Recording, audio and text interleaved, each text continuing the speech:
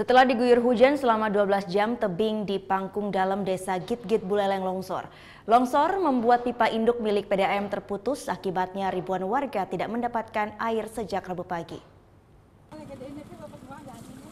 Tampak puluhan warga di Kecamatan Buleleng dan Sukasada harus berebut air yang dibagikan oleh kendaraan tangki dari PDAM Buleleng, karena dampak dari tidak mengalirnya air di seluruh rumah milik warga.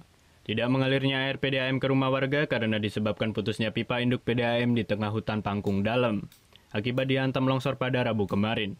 Dan warga pun banyak mengeluh karena terganggu aktivitasnya akibat tidak adanya air PDAM ini. Cepat untuk hidup airnya, minta tolong, soalnya kan kebutuhan air tuh penting kali. Pakai masak, itu pakai mandi, terutamanya pakai mandi.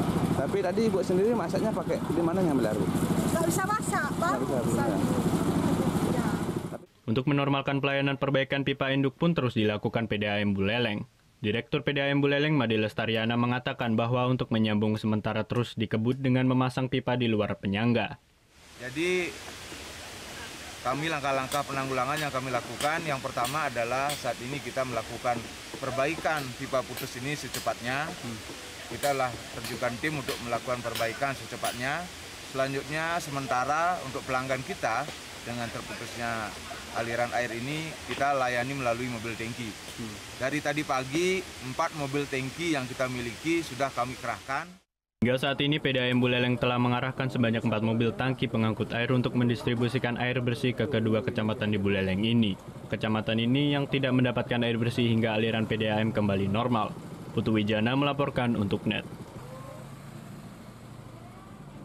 Oh yang beneran? Iya, oke.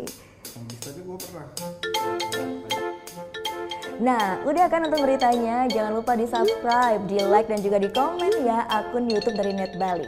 Terima kasih udah subscribe. Yang belum, jangan sampai lupa. Di sebelah sini nih. Subscribe.